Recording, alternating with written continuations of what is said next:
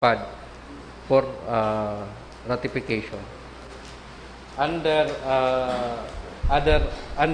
new business, Madam Chair, item number 1 is the letter complaint of Barangay Kagawad Arturo Latumbo to Punong Barangay Jose Peñas of Del Rosario. Item number, under other matters, Madam Chair, item number 1 is the resolution of Barangay Peña Francia requesting a resolution requesting the Sangguniang Barangay for the approval of the alignment of local development, resolution rather of the Barangay Development Council, resolution requesting the Sangguniang Barangay for the approval of the realignment of local development fund, and also item number 2 is the Sangguniang Barangay resolution of Barangay Peña Francia approving the realignment of the local development fund. Item number 3 of the other matters is the resolution of Barangay Igualdad approving the realignment of continuing balance of DRRM fund. I so move for its approval, Madam Chair. Any second, approve. Next item, acknowledging the presence of Honorable Chil Rosales. Councilor and Councilor Mila S. De La Quinteroyo. Next item. Order of business, reading and approval of the minutes of the previous sessions. Honorable Valdemoro. Thank you, Madam Chair. Madam Chair, may I move to dispense the reading of the minutes of the 28th regular session of the 13th Sangguniang Panglungsod held on January 28, 2020, and move for its approval. Any second, approve. Another, Madam Chair, is the minutes of the 29th regular session held on February 4, 2020. I move for its approval. Any second, approve. Another, Madam Chair, is the minutes of the 31st regular session held on February 18, 2020, and move for its approval. Any second, approve. Another, Madam Chair, is the minutes of the 32nd regular session held on February 24, 2020, and move for its approval. Second, okay, approve. Next item. Another, Madam Chair, is the minutes of the 34th regular session held on March 10, 2020, and move for its approval. Second, And lastly, Madam Chair, minutes of the 36th regular session held on March 31, 2020. I move for its approval. second, approve. Thank you, Madam Chair. Thank you, Honorable Valdemoro. Next item.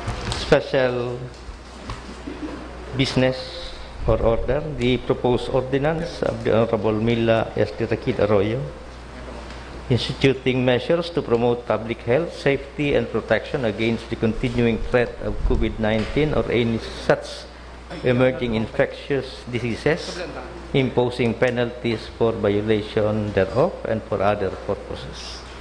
Copy of the said draft ordinance was already forwarded through your email. So, Honorable Mila Sakidaroyo.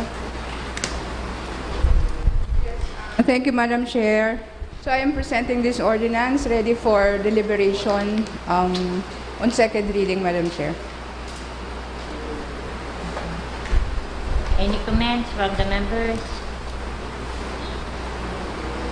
Remarks to the draft ordinance?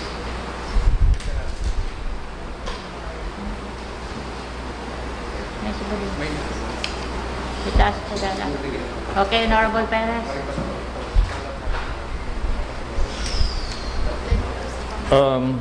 I subscribe to the basic provisions of this proposed ordinance, except that I would like to take some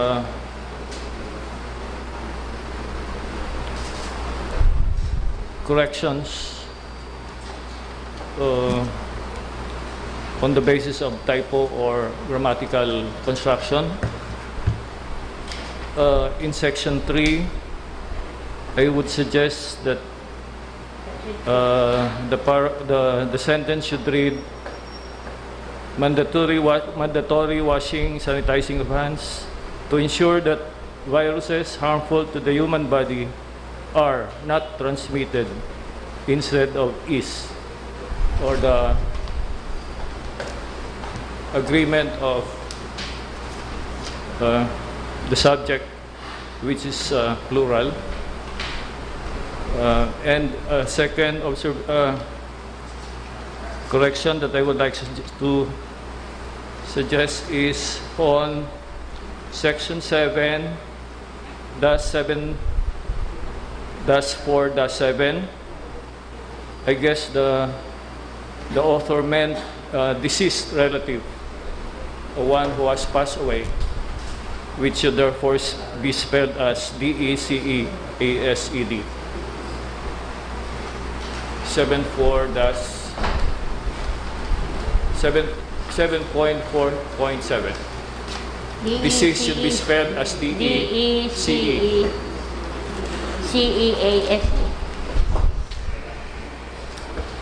Thank you, Madam Chair. That's already section 9, Madam Chair. In the revised ordinance, that's already section 9. Section 9.4. Section 9. 9.4.7. Section 9.4. Is that it?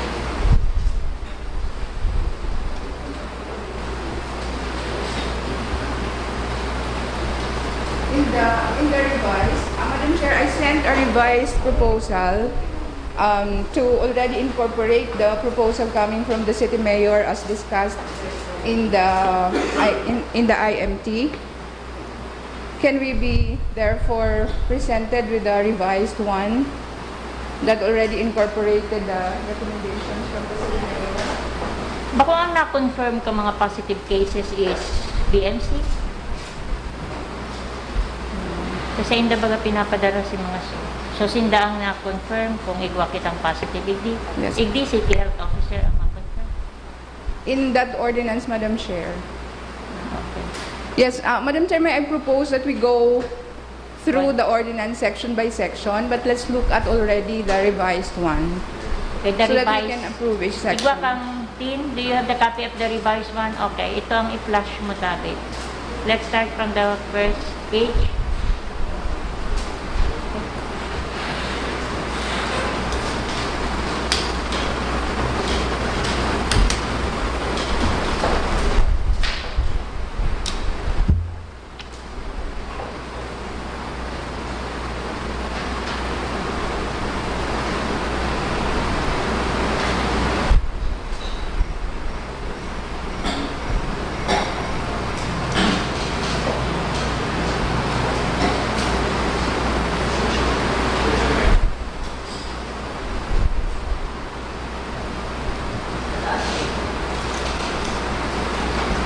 Yun na yun.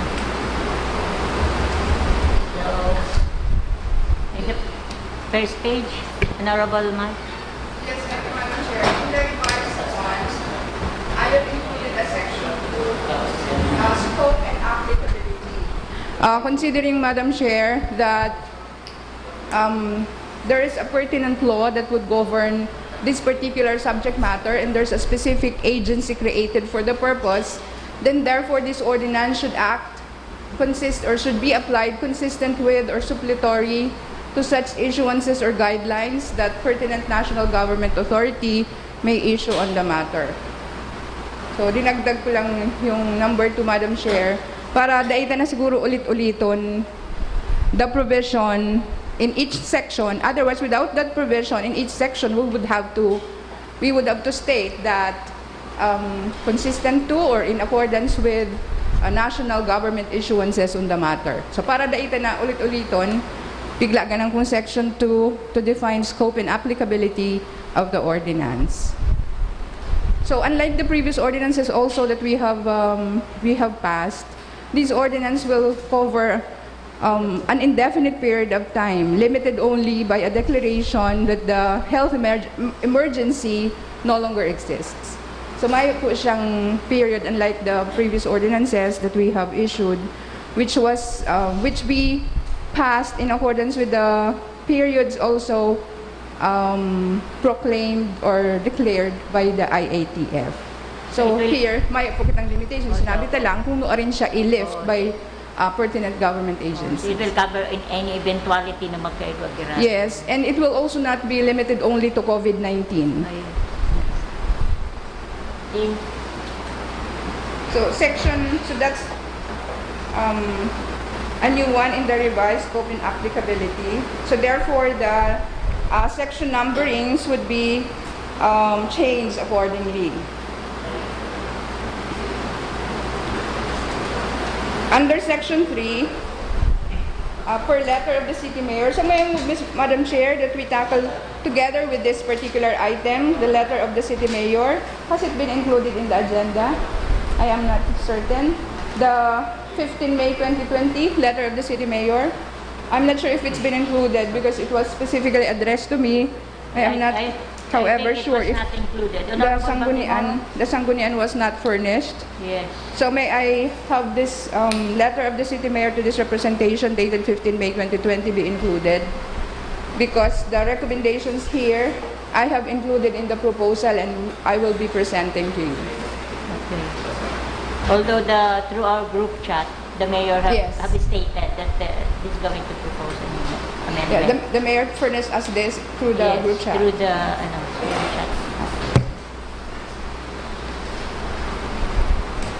So on mandatory wearing of face mask in the recommendation, it should be included also an improvised face shield. Kasi under section 3. Can we go to section 3? Kung okay na po kita sa section 2, let's go to section 3. Yan. Idagdag lang po itong improvised face shield and a mention of an entity which I am proposing to be named as Health Emergency Response Task Force. Para medyo general po siya. It may be named later on when that particular entity is created, but the essence would be a Health Emergency Response Task Force. Right now, what we have is an IMT, but we cannot use that word in the event that later on that term may be changed. So, sinabi ta lang pong Health Emergency Response Team.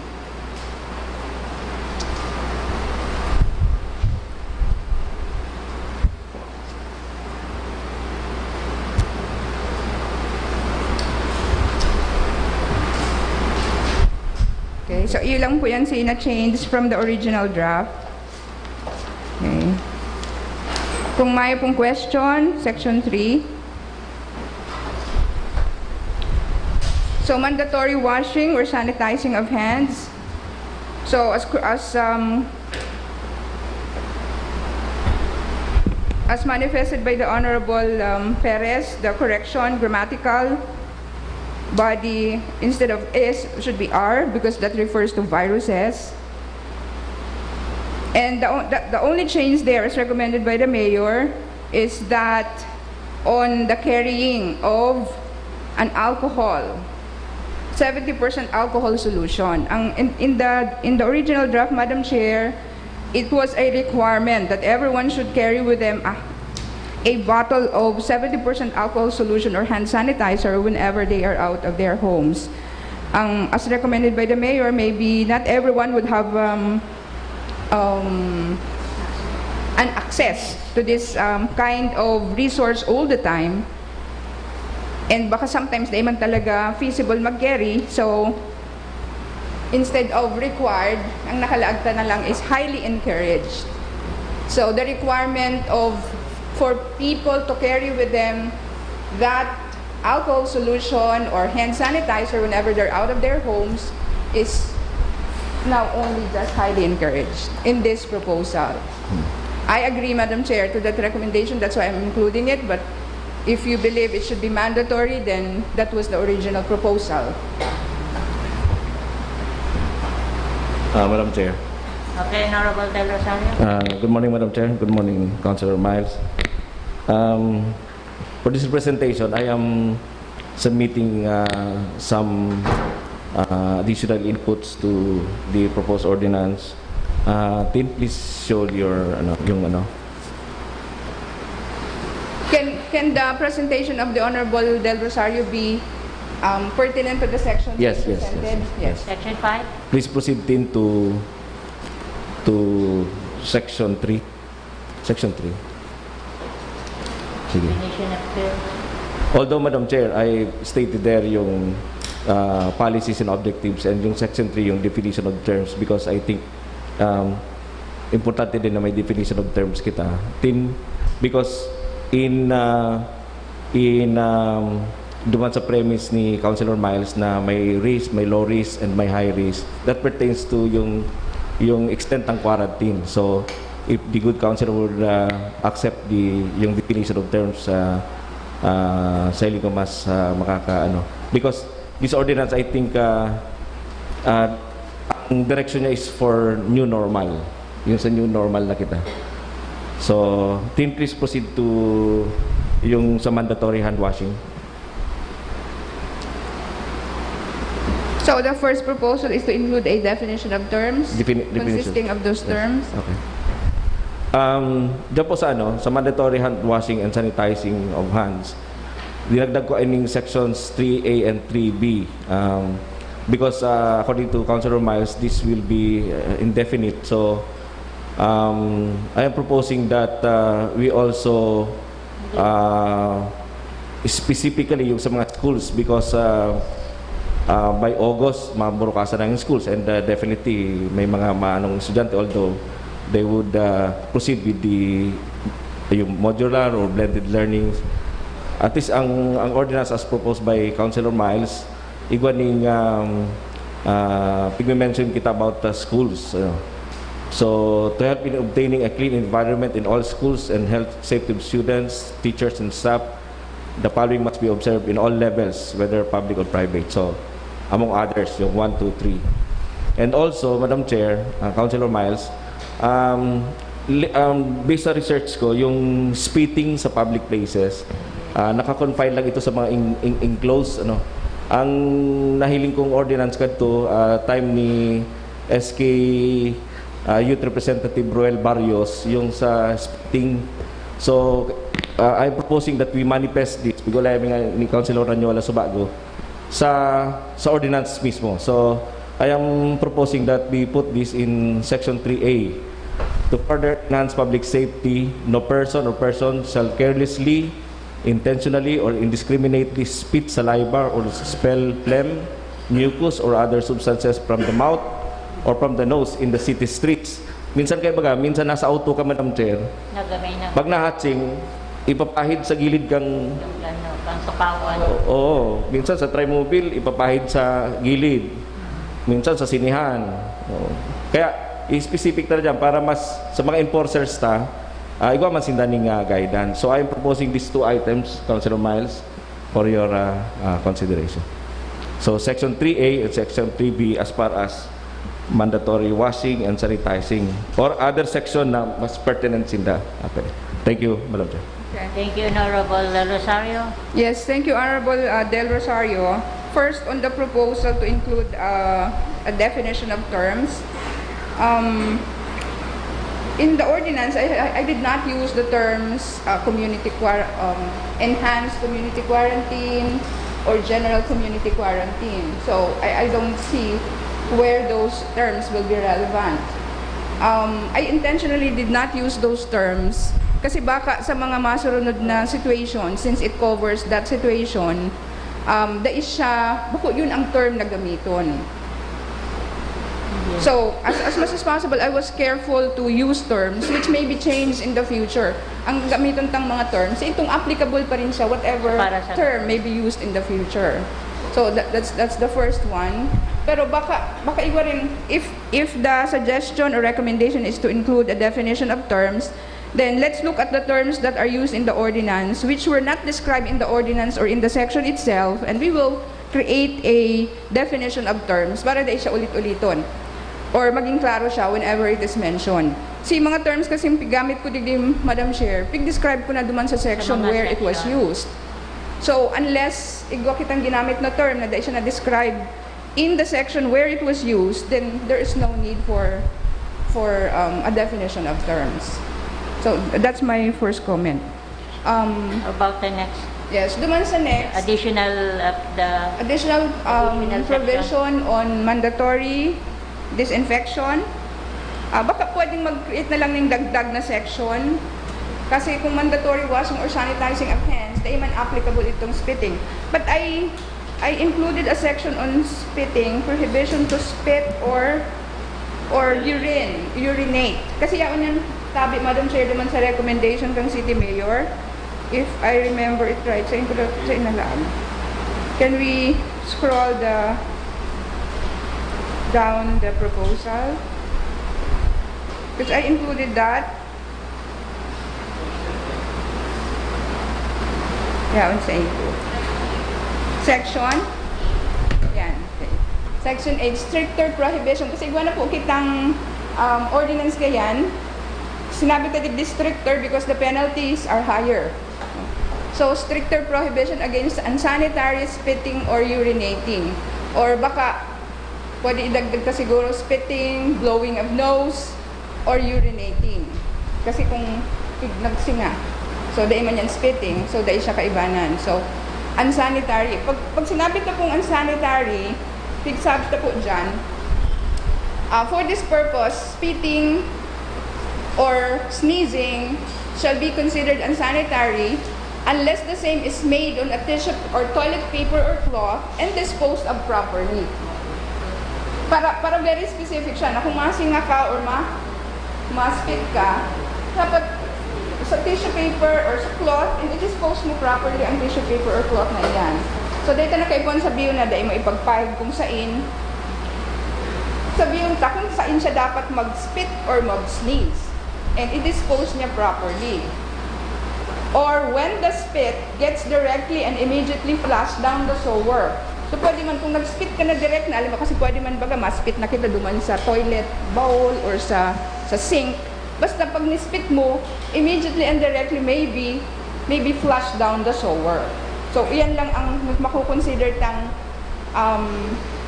sanitary. Or unsanitary unless.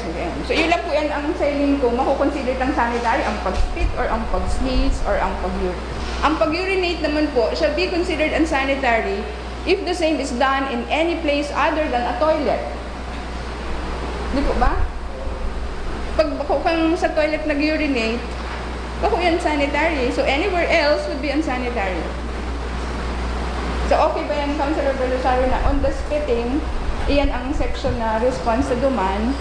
And idagdag na po spitting, sneezing, or urinating. Or probably consolidate na lang yung ibang wordings naman sa because Madam Chair, ang purpose kasi dati ako sa executive and Wiwi sa kalsada. and Madam Chair, naging enforcer man ako. Sa mga post baga po minsan. Naging involved man ako sa implementation. Kaya mas maray sa implementor na malinaw sa iya ang talagang niya. Although kita po naiintindihan si intent, si goal kan si ni. Pero sa part ng implementor gusto niya ito talagang himay na himay. Pero Madam Chair, sa part ko kaya pigsasubmit ko lang balikan ko lang itong sabi ni Ma'am Miles, the main proponent, yung definition of quarantine. She mentioned that in paragraph 6 of the explanatory note. So, pigsundan ko man lang ito because siguro several months from now, years from now, rilingaw na kita, si mga mabasa kaning ordinance ni Councilor Miles, magagaidan kung ano si mga quarantine classifications na nangyari, na pig-adapt kadto. So, community quarantine, enhanced community quarantine, general community quarantine, modified community quarantine.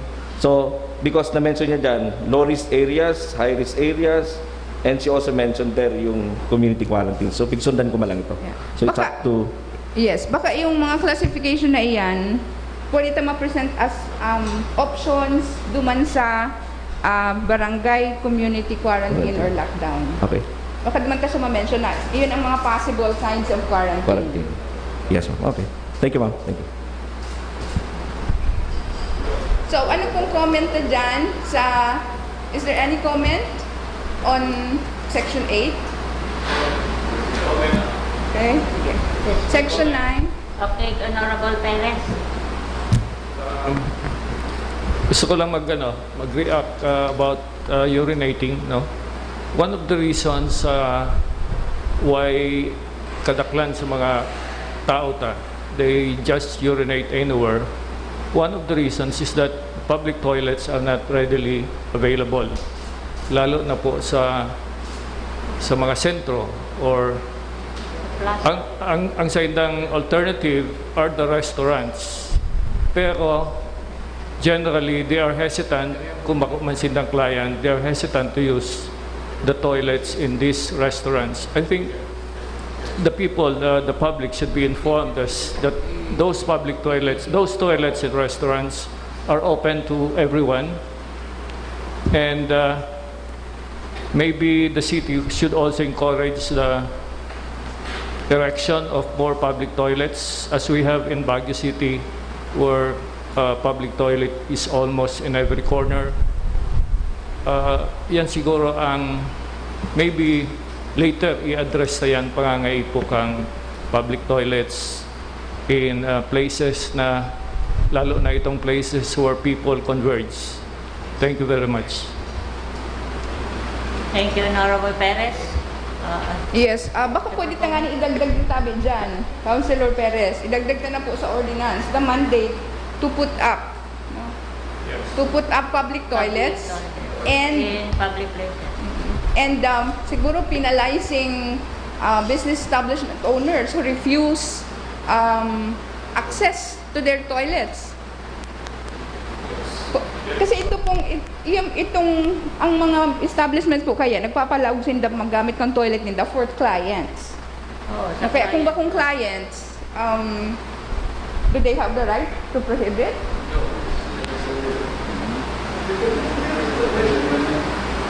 Kasi pero divided kaya dyan ang opinion eh. Kasi since it's public, diba, it's public. Besides, how do they know na ma-avail kan sa indang service? Diba? Kung magamit mo na bago mag-avail kang service, so magamit ka muna palang kang service ninda bago ka magulaog sa toilet. So since it's an establishment, it's open to the public.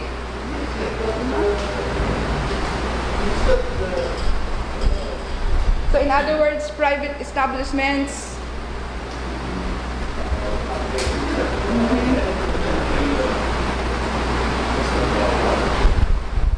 sige, later na lang po siguro. Ito na lang unang public. The putting up of public urinals or toilets, yes. Iwan ko ba kayo? Iba dahil may implement. So data na siguro ilagay. Let's just call for implementation. Yes, thank you, Madam Chair. Okay, any other comments on section? Okay, Honorable Del Rosario. Section 3B, doon sa 3B. yung naka-red font, 3B. Proposal.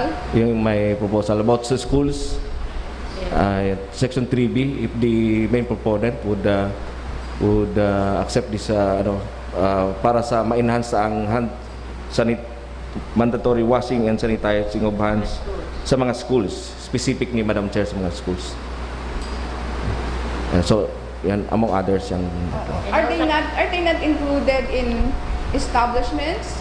All establishments, No. the last paragraph of the section. they specify Madam Chair, I'm proposing this particularly number 2, sa 3.b yung number 2. Place functional hand hygiene facilities in toilets, classrooms, offices, and at the entrance to and exit from halls, gymnasium, and other areas within the school premises. So para mas specific siya, for example sa Ateneo, St. Joseph, Naga Central School, so para mas specific siya, para yung mga teachers man guided kung anong gigibuhon nila kang sa ano. Thank you. Section. That's only my proposal if the main author would Actually, yung mga kaputong ko ang mga para sa mga schools. Ano ang mandate para sa mga schools? Ano ang pwedeng ipasunod man kang mga schools to ensure na safe si mga aking mabalik sa schools? Maray kong ikaw kitang araw kitong pinahili sa Facebook na ang mga aki bago magdaog talagang. I believe we can include that, Madam Chair, One, siguro itong inclusion in the teaching materials in the schools. So, pero encourage lang sinda to include it in the teaching materials, but maybe, I believe we can require, as already required under that section, the putting of facilities, such as those mentioned under subparagraph 2 of 3.b. So, ilawag na po yung section 3.b, but siguro ano lang, such as, mag-such as kita. Kasi pag nag-specific mention ka kaya, you might exclude others which were not mentioned. So, ganun na lang such as. So, section 3b will be incorporated, Madam Chair, with some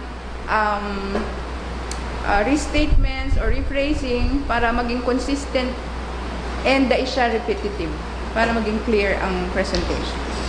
But yes, but the essence should be there. That parang special focus on schools to use it as a formative facility also para masanay ang mga aki. And So, perhaps part ng training. Perhaps Yes. have already read or heard na itong may mga magulang nga ni napapapundo ng mga aki na for 1 year na dahil magklase because of the fear kaini yung ano. But if we can ensure them na safe man sinda sa school, baka dahil kita magkaigo ng araw ka itong problema. Okay. So, are you agreeable, Honorable Del Rosario? Okay, thank you. Can you proceed with the next section? On section 5,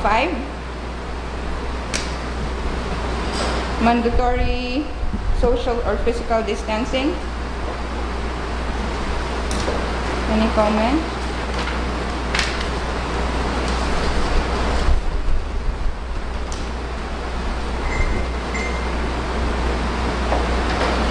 As recommended by the City Mayor, the inclusion of a distance, a specific prescribed distance. So, a distance of at least 1 meter between individuals. So, mayo po yan duman sa original draft. So, recommended by the Office of the City Mayor, indicate a specific distance. So, piglaag ta po. So, kung may na pong comment, let's go to section 6. Yung impact of the social or physical distancing requirement to public or private transportation. So, igwa na po kita kani, piglaag na lang siya dyan. Para ang sa iyang effectivity ay even until COVID-19. Basta pag may pag-igwang health emergency by reason of infectious diseases.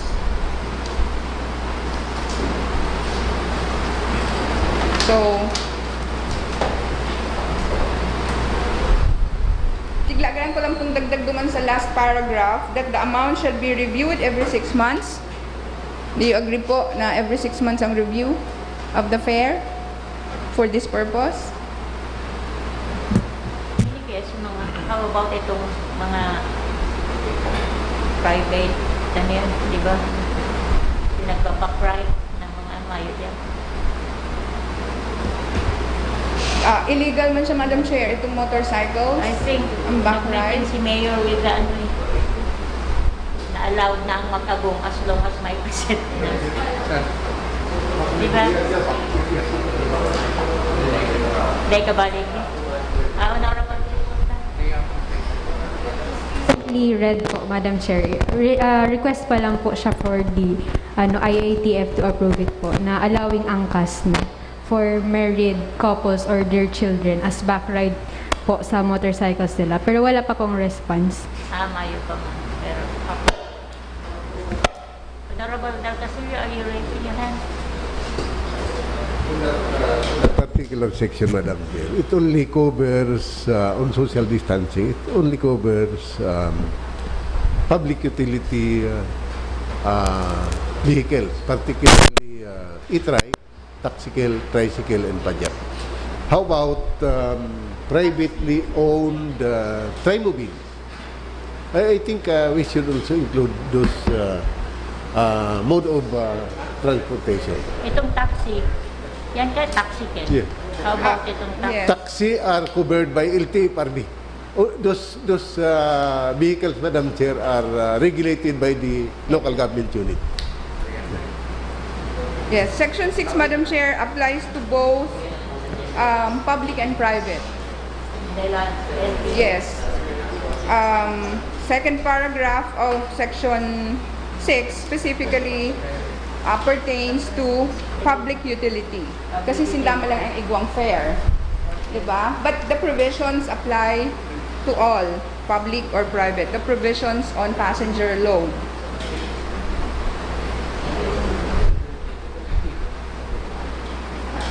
So, applicable siya, Madam Chair, whether public or private. Sa first portion of Section 6. Yung second paragraph is applicable to public utility considering that they are the ones with fare allowed. So itong van, kabali dyan si van.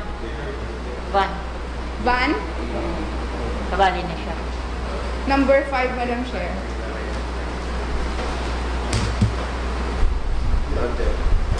Okay, and Honorable Del Rosario. Incidentally, Madam Chair, last week kauli ko si mga yaon dyan sa Kararayan, Balatas Kararayan, Naghahagat na. na ang request din kasi nagbugtak man sila ng separator, yung plastic. Kung pwedeng duwang pasayro sinda. Kasi pwede man eh. Kabalian mo niyan sa... Actually, nakabali sa agenda. So, if we'll approve that, siguro, i-update na lang ni Councilor Miles in ordinance. May request kaya sin... May letter request ang Kabartoda, yung Balatas Kararayan. It's included in the agenda. So are we going to deliberate on that also? Because if Ano, we should include. last part of the SBO, Madam Chair. Last part, number 4 of Maybe we SBO. can already include in the discussion para sa laruan. Oh, baka... I suggest, Madam Chair, na yung e-trike or taxicle, kung pwede madagdagan ta ng sarong subsection to deal with yung special franchise ng Balatas Kararayan. Si kuto-kuto. To allow 2 passengers. Apod ninda kaya, baga kaya kuto-kuto. For special franchise. For special franchise. Iyan lang. Kasi duman, Madam Chair, sa PAMCO, sa Del Rosario, ito, try-movie lang talaga ito. Oo, kaya lang hindi kaya... Hindi lang talaga ang special concern because dakula Sa siya. likod. Saka nagbugtak naman sinda ng plastic na would separate the 2 passengers. Di ba kaya ito sa likod eh. May isa tapos may sa likod. So if the proponent would agree to specifically yung Yes, kung magibo kitang provision na arog gayan, then that should be applicable to all tricycles. Basta igwa siyang harang. We cannot say duman lang sa special franchise. sige.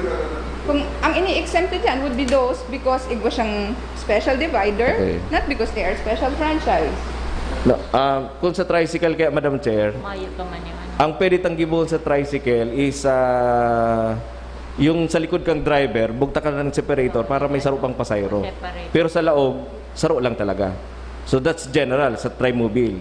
Pero yung special franchise yung Balatas Kararayan, it can accommodate 2 kasi may separator siya. So siguro, if the body would agree, let's make a new or amendment to the previous ordinance, subject to further discussion siguro later. May concern si Councilor Del Castillo. Pero may direction, yung proposal ko, Madam Chair, para ma-afford naman yung dagdag na pasayro, baka pwede itong sa likod kang driver may separator. Then, Thank you, Honorable Del Rosario. Honorable Del Castillo. I raise my hand because that matter of the special franchise flying Balatas Kararayan is included in our calendar business, which is to be Number tackled, 4. yet to be tackled.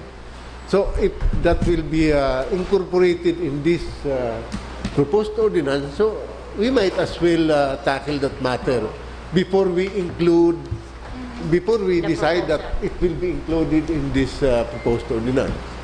Otherwise, premature and deliberation on that particular matter. It's item number 4 of special Yes. business. We deliberate first on that request before we include that, if we decide to include that matter in this proposed ordinance. Yes. Yes, Madam Chair, since that matter is affected directly by this Yes. particular provision, then may I move that we include that already in the discussion? Yes. Second. So that we can decide. Yes, yes, yes. Okay. Any second to the proposal of Honorable Second. Miles to, okay. Madam Chair. Item number 4 of special businesses order will be taken simultaneously with the proposal, with the proposed ordinance. So with this development, Madam Chair, I move that we amend the previous ordinance pertaining to trimobile operations in Naga City. Dahil necessary, ayun na din. No. Yes, not necessary. Madam Chair. Necessarily, kasi ito lang, tungkol lang duman sa request ng kabarto. Kaya pig-include ta na sa discussion ta di sa ano ni yun ang letter kang kabartoda, and we will not be proceeding piecemeal. Yes, We so- amend the existing ordinance sa tricycle, e-trike, padjak. Para pag na-amend ito, yun ang ibubugtak ta dyan. Madam Chair. I suggest kitin to plus yung existing ordinance sa tricycle. Before that, Madam Chair, Okay, Honorable Legacy. we will be passing this new ordinance. So I believe that there's no need for us to amend the amend previous one, since if we pass this will supersede all the provisions Okay. of that previous ordinance. Or amend it accordingly. Or amend it accordingly. So there's no need as of now that for the amendment of that previous ordinance, since we are already deliberating this matter, and if eventually it will be approved. Okay. it So we will go be back, the- Madam. Okay. Okay, Honorable Del Rosario. So we go back, Madam Chair, to the original proposition of proposal of Councilor Miles. In Section 6, I move that in item 3, as far as tricycle, we allow backrider, but with specific tawag niyan yung Plastic. separator, plastic separator, Plastic. permeable separator, or plywood. Ay, dahil mga plywood. Okay. I yield, Madam Chair. That's my proposal, Madam Chair. Okay, Honorable Del Castillo. Why I suggest that it should be a plywood to avoid having passengers, so many passengers at the back of the driver. If you will remember, Madam Chair, isingin ko ang mga trimobile kanday pa na abot ining COVID-19. Sila law kung kan driver nakadukot na sa salming. So to avoid that malpractice, mas maray na plywood, tangaring dahil talaga pwedeng pasakayan ng dakul. Saro lang ang pwedeng magsakay sa likod kan driver. So, not necessarily plastic, but plywood. Yun. Nance, because I seem to remember that a back ride is not allowed as to the number of legitimate passengers in our normal operation. So, kung sa normal operation data biga allow, we cannot allow it in this more special or urgent situation. Can we review the ordinance? I'm not sure. Madam Chair, Madam Chair. Madam Chair. Honorable Del Rosario. Yes, I subscribe to yung point ni Councilor Miles. But yung latest na interagency guidelines, omnibus guidelines, on the implementation of community quarantine in the Philippines says na yung mga areas na mga GCQ or low risk areas, yung Sangguniang Panlungsod or Sangguniang Bayan for that matter nasa ano yan nasa last section of the so nasa Puderta, unlike itong mga lugar sa Manila na ECQ pa, kita considered na kitang low risk, kaya nga nipigbugtak kita duman sa general community quarantine. So pag sinabing low risk, general community quarantine, it behooves sa Sangguniang Panlungsod na maganap kita ng measures na ma-ensure kang well-being kan mga tao tayo sa Naga City. One, si viability man kan si transport, and number two, si safety kan mga passengers. Kaya magayang nga ni si suggestion ni Councilor Body na plywood. So bago mag-phone concession, garo ang proposal is so kung plywood, di much better. So, nasa sa tuyang kamot eh. Kaya nga magayon po ning proposed ordinance si Councilor Miles kasi may opportunity kitang mag-adjust na. Pigluwas ini madam kang Friday, kang IITF, yun ang pinakabago, ining omnibus guidelines and pig-publish ni sa Saturday. So, tama-tama ning sa tuyang proposed ordinance. Kaya balikan ko Madam Chair, in number 3, we allow 2 passengers, 1 sa laog and sa back ride with plywood. And further, igdi sa Balatas Kararayan, talikuran sinda. Talikuran sinda. So siguro gibuan na lang ning si explanation. Pero itong ninda, baka nga mag-plywood, hindi garong plastic. Plastic, Madam Te. Siya on naman sa iya. Baka nagpapara na dahil nadadamot. Plastic itong garo itong sa Atlantic bagang itong garo sa New York Bakery na nakabugtak na. Magayon ang pakabugtak. Okay. Thank you, Honorable De Los So I move, Madam Te. Okay, the proponent? Can we check the ordinance first, Madam Chair? Kasi kung sa ordinance ta under normal times, dahil tabigaalaw ang sa likod, I think with more reason na dahil siya dapat ialaw ngunyan. Ang recommendation kang IITF are only for areas where back ride is allowed in their trimobiles. So, kung kadtong normal situation dito inaalaw ngunyan, lugot inaalaw ta na. Ang reason for the not allowing it, I believe, in the discussion was safety. Bako kung safe na mapaback ride ka na may sidecar ang sa imong tricycle, ang sa imong Ay, ito sa motorcycle. back ride ni tricycle na tricycle. Yes. Bako itong salik talagang single motor siya. Yeah, mapasakay ka sa likod. That's what we mean, Oo. di ba? Pero itong Mapasakay ka sa likod kang driver, kaya nga back ride. Oo, Sa back likod. ride. Oo. Pero itong So, sa question passenger ko muna, is it allowed under existing ordinances? Dahil ako sure, pero nagigiron naman ko sa discussion, Madam Chair, dahil allowed ang sa likod. I'm not sure though. Oo, ako. Now, Paano in the kung event, back ride? kung dahil allowed, Madam Chair, are we going to allow it now with the condition na igwang wood divider between the driver and the passenger? Samantalang, mas ano nga niya ang situation na ini? I think, Madam Chair, because again, we have been declared as under low risk. Kaya general community quarantine. So, yung degree of severity, nasa ano na kita. So, meaning, capable na mga hospitals na kayang i-handle kung igwaman, etc. etc. So, ngunyan, nasa kamot kan sangguniang panunsod na mag-craft kita ng measures. Kaya itong pigpo-propose nito na plywood sa likod, appropriate man ito. Nakamas na ang driver, nakamas pa ang pasayro, then may plywood ka pa. So, maybe first settle the first question, Madam Chair. If it is allowed, the number of passengers. Oo.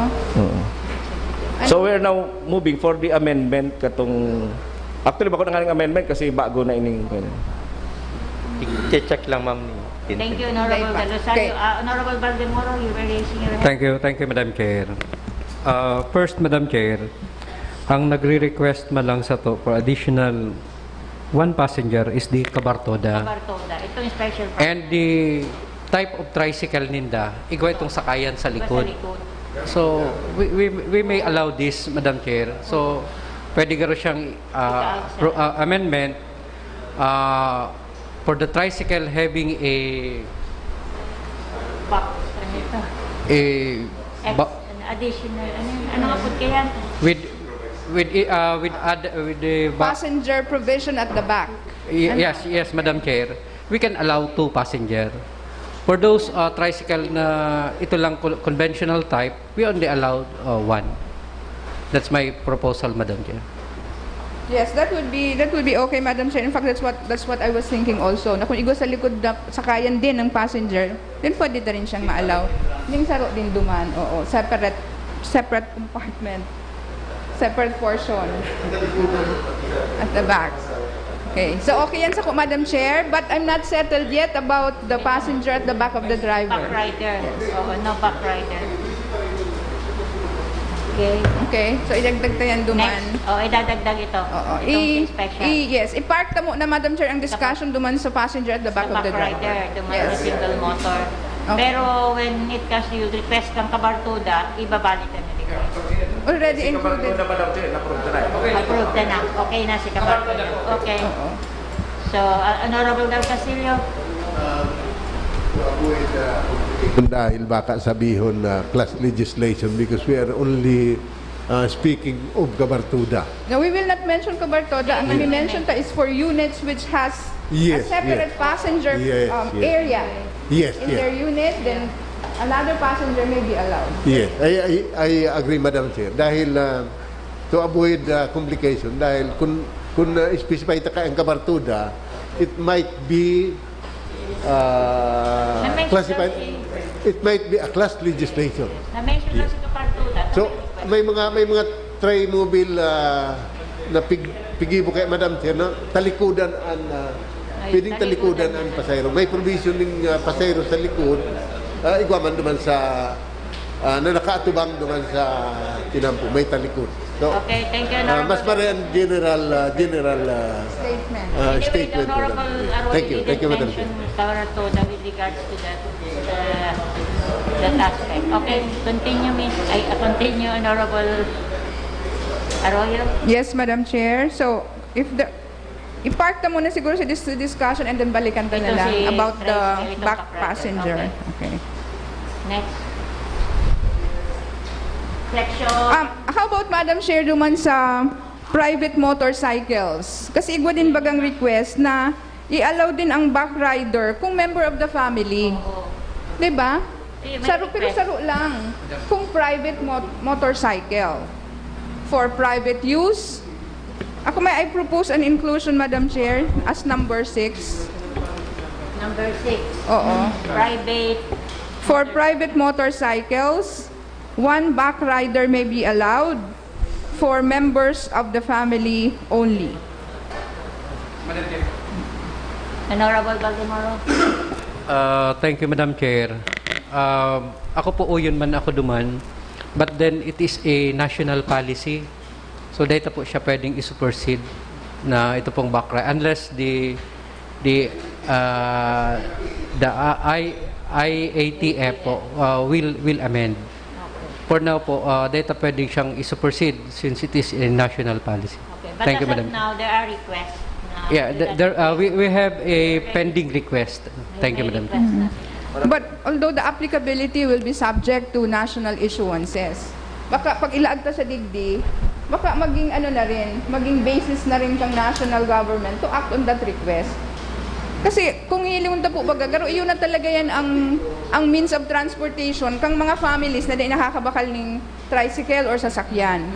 So kung data i-allow ang maski saro lang dyan, it will really defeat the purpose. So, since ang applicability po kani would be depending sa national issuances, dahil naman pwedeng ma-enforce, then dahil siya enforceable until it has already been approved nationally. Pero kung ilalaan pa kaya, di ba garong signal naman na consider Baka kaya? maka-influence pa kita naman sa national. Yeah. Yes. National issuances. Okay. Okay. Next. So ilaan ka lang para mag-signal na rin sa inyo. So, 6. Number 6 yan, yung ano. Yes, yes, madam. Kindly proceed. Honorable Perez, we're still in session. Kindly go back to your seat.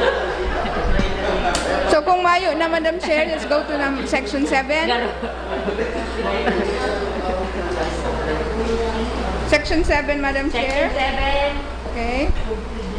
regular disinfection. Okay. So yaon naman yung sa dati itang ordinances. Okay. Section 8. So yun na po itong Spitting and yun na po itong na-discuss ta. Okay. Section 9. Sa Section 9, Madam Chair, ang nabago lang is yung curfew hour. Bakong 5 o'clock ang ano? Yes, ang curfew hour is 9 to 4. Okay. Yun na, 95 eh. yes, 9 to 4 na ang curfew hour. So, kumbaga, shorter curfew hour. So, yung previous na figure out mo ma'am kasi is 11 o'clock. So, this Oo, this is as recommended by the Office of the City Mayor. Okay. Oh, Kasi 9 there are to- people na nagpapa-opisina, nag-ano na amay pa. O nagtatrabaho na pang Yes. Pag nagsasaot, okay. Okay? So halos gabos po dyan, pareho man lang kantong yaon sa nang dati. Ang mababa ko lang would be the applicability na mas halawig na, bako ng mayo ng time frame. Next. Okay? So halos pareho lang po yan. So there's really no need to dwell on each and every provision. Section 10. Okay? Section 10. Section 10. Ini pong mandatory testing and quarantine. So bago po ni, okay?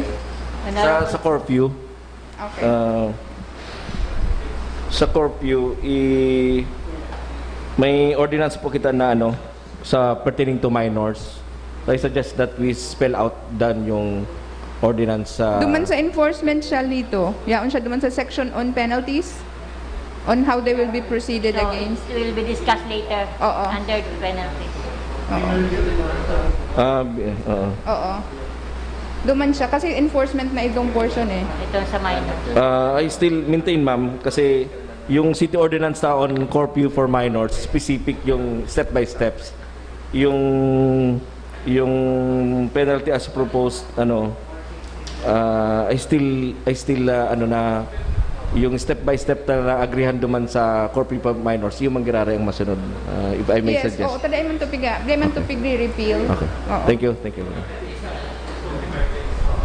Okay, section 10. Section 10. Mandatory testing.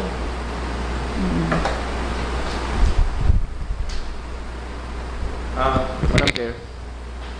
Honorable I don't know kung igwa po ning latest sa changes si Councilor Miles, but I suggest ining Ma'am Tin, please show yung yung red font ng sa mandatory testing and quarantine na medyo madugo po ning rule AD. Pero sinasuggest ko lang po ining sarong praising di na kung ang individual nakigwa man ning rapid test paghalik niya sa sarong lugar na may positive ning COVID, then malawag sa Naga, baka pwedeng gamitin niya na itong negative test result niya dahil na siya mag-test peg di sa Naga. So ang proposal ko, Madam Chair, is kung igwa sa ning in possession katong rapid negative test result, araw katong pigibo taig di na pig-conduct within 48 hours, and then malawag sa Naga within this time of arrival, baka po pwede naman gamiton as compliance sige sa ordinance ni. Dahil man daw risky Sige, lang anong- itong from Manila to Naga, may naghapit siya kung saan, naigwang baka Kaya nga, Madam Chair, may dyan, may oras 48 hours. Yes. May we know the basis of the 48 hours? Sayan, doktor po kaya ako, sa bako man akong doktor sa medical. So where did you get the 48 hours? Yung tunay na doktor, siguro ang pwedeng... yes, Honorable Ranyola. Baka pwede.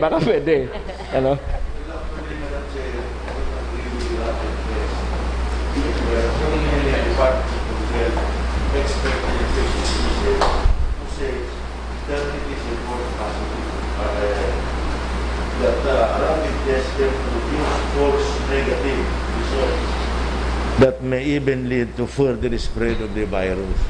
So that is not their basis. The best basis still is the RT-PCR or the Gen Expert, which for your information, maybe within this week, we will have it now in the Bicol Medical Center. The Gen Expert. This is the same as the RT-PCR that is being done in BRTTH. So that is misleading, Madam Chair. I really don't know. Saka yung kanya sa section na any person coming na magdi-deliver will be seen first katapos hilingon. Who will do that? Kinukulang na nga kitang maray dyan sa sa City Health Office. Siguro refresh tayo ni. Saka one thing more, I take this opportunity na I don't see any section in there that touch on about the confinement. Suppose the person that undergo PCR testing or Gen Expert testing is positive. Sometimes we just send them to our quarantine facilities. But to me, I would like to add, if it would be okay for the author, that if and when there is a positive PCR test or gen expert test to a person who is how do you call it, compromised, or we call it now, itong pag senior citizen ka, what do they call it? Yes. First, to respond to the concern of the Honorable Ranyola, in the original draft, Madam Chair, we said that if the test result return positive, the individual will be referred to a government designated facility. Yes, but it will take so many times because before you can be swabbed and it can be swabbed in the nose and in the throat. There are so many criteria before it can be done to you, and it will take another about 10 days to 12 days before you receive the result. Yes. Kasi as provided in the ordinance, the process po baga is paglaog sa Naga, upon entry, no, considering na may checkpoint po kita, kasi there are two scenarios there. May checkpoint, may checkpoint. Kasi kung nationally declared emergency, di kita pwedeng mag-checkpoint, no? Pero pwede kitang mag-checkpoint on our own declaration, pero data ma-utilize ang PNP, no? Ang process po is paglaog, from areas with confirmed cases of the virus, subject virus, paglaog niya po, i-refer, muna siya mapunta sa pupuntahan niya sa city, i-refer siya duman sa facility ta. Pag abot niya po duman, iti-test siya. Kung di po available ang testing kit ta, maka-quarantine siya for 14 days or as may be designated or declared. Within 14 days po baga, or the period within which the virus would show symptoms, yun ang sa iyang period of quarantine. Now, kung available po ang test kit, iti-test siya. Kung mag-positive po siya, i-refer siya sa facility ta. Kung ano po yung facility na iyan. That's the process, Doc. Pwede rin siguro. Pwede. Madam Chair. Honorable Secretary. I thank Dr. Ranyola for the very important clarification because grabe ang impact kanina di Madam Chair sa proposed section na ni na pigme-mention ni Councilor Miles. The scenario, Madam Chair, is yung papasok sa Naga, for example, yung early morning bus, anong bus. So, lahat iti-test. For example, galing sa Manila kasi grabe ang COVID cases naman sa Manila. Kung destination is Naga City. of the person. Yes. So, for example, Isarog bus or Raymond bus, 50 tao yan. So, kung igwa ka ng 10 bus, you will be testing 500 na tao. Dadaroon muna siya sa facility ta. So, imagine yung 500 will go to Pacol Elementary School. But what's our alternative? What's our alternative? Then, ititest sinda duman kung they available. Habang naghahalat kan si test kits, yaon sinda duman sa quarantine area. Yes. Then, kung mayo man mga checkpoints, paglaog ninda sa barangay, si barangay official ma-report sa City Health, tapos ipapatest duman sa barangay itong naglaog na tao. So, meaning you'll go after these 500 people sa mga barangay na naglaog na sa mga barangay. Isn't that what we're doing right now? Duman sa nagraralaog sa tuwing hali sa mga COVID declared areas?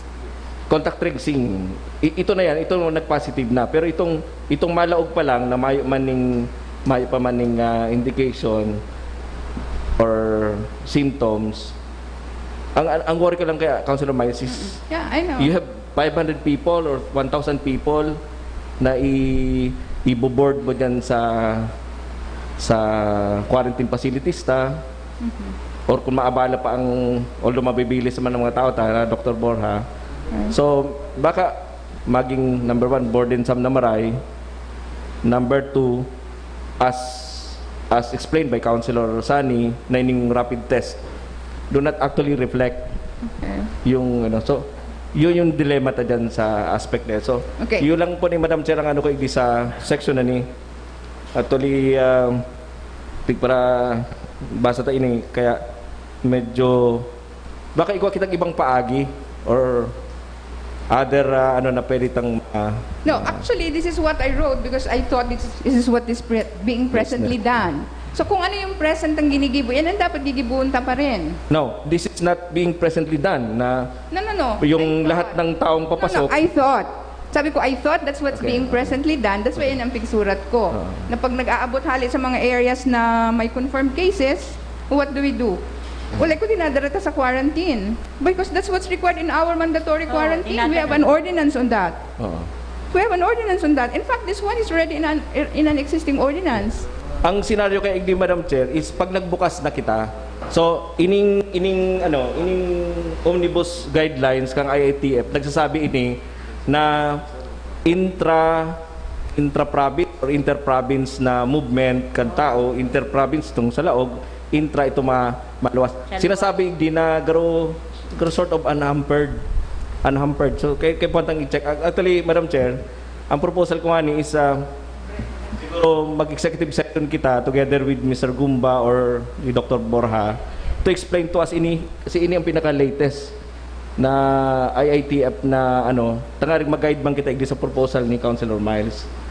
May sinasabi sa igding inter-province, intra-province movement of goods, people, and localization and harmonization of the guidelines. Baka makatabang po ni Ma'am because Dapat po kaya, klaro lang tatuya talaga ang gigibuhon ta.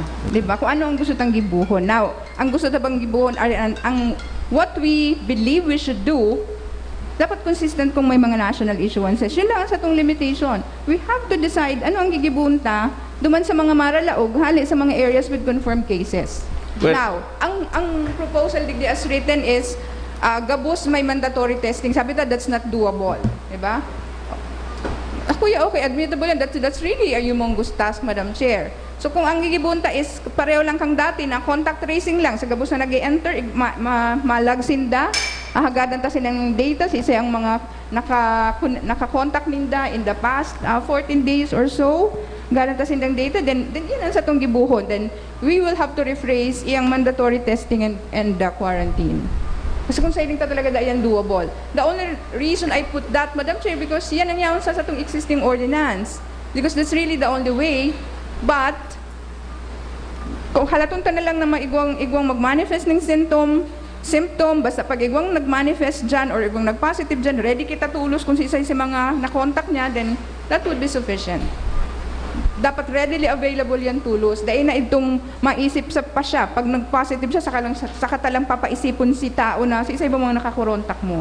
Dapat paglaog sa city, i-declare na tulos yan. Sa isa yung mga nakakurontak niya in the past 14 days, i-declare na tulos. So, i-rephrase na siguro siya. Madam Chair, yung particular section, yung section 8 siguro, i-park ta mo na, ma'am, kung igwa pa ni mga changes. Okay. Yes. So we proceed Let's to park siguro it. other sections. Okay.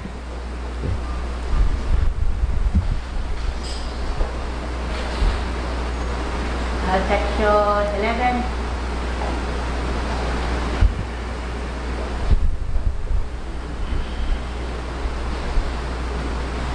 Digdi sa mandatory testing and quarantine, Madam Chair, most of these, particularly duman sa deliveries of goods, iyon na ni si recommendation from the mayor. So, from 10.3. 10.3. Yes. Actually, from 10.2. 10, balik. Yes, from 10.2, Madam Chair, that's already the recommendation from the Office of the Mayor. 10.2. Meron lang. Up to 10.4. Yes, yes. No. 10.4. So 10.3, the entire 10.2, 10.3, and 10.4, that's from the recommendation of the Office of the City Mayor. So ipapark tayong entire, anong iyan? Madam Chair, entire section 10. Yes? Papark ta muna siya.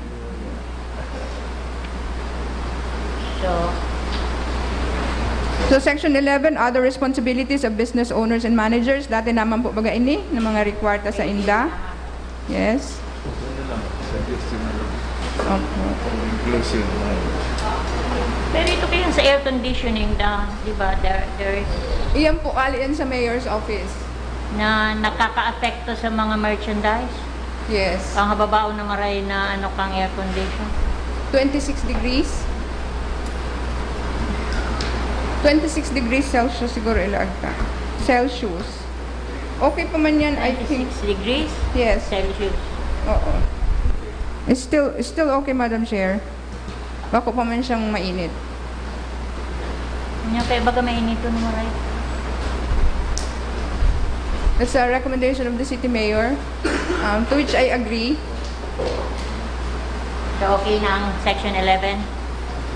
Section 12. Siguro yung number 11.8, refuse business with customers who are, maraming dainailing ni Councilor Joper, who are non-compliant. Okay? I-correct na lang po yung R. Section 12. Section 12. So, ini po, okay naman ini, dati naman ini. Wala kita kayan. Okay? Section 13. 13, contact tracing. So, 10, 13. Contact tracing, ba si dati yan? contact tracing, may pigre-require ta po digdi ang public utilities. Okay? Gabos na nag-enter. And we will also be requesting copies of the manifest even from boats and planes, sea or air. Copies of their manifest. Duman lang po sa mga with destination to Naga City na information. Opo. Gabos to. Manifesto ka, ano? Kung si Say nagraralaog, Madam Chair. Gabos na nagraralaog, mamanifest ninda kung si Say sa mga contact ninda in the past 14 days from the time na naglaog sinda sa Naga. Section 40.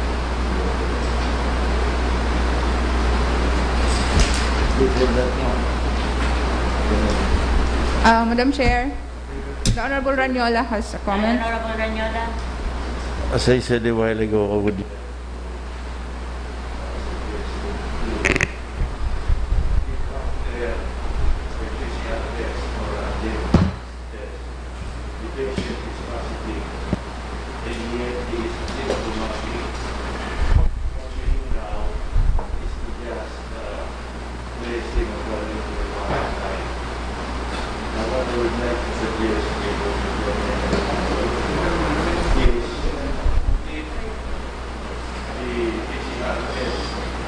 positive to any vulnerable patient. When we say vulnerable, those who are senior citizen with corresponding morbidities, no? Transplant, maybe kidney transplant, patient who have been undergone liver transplant, maybe bone transplant, etc.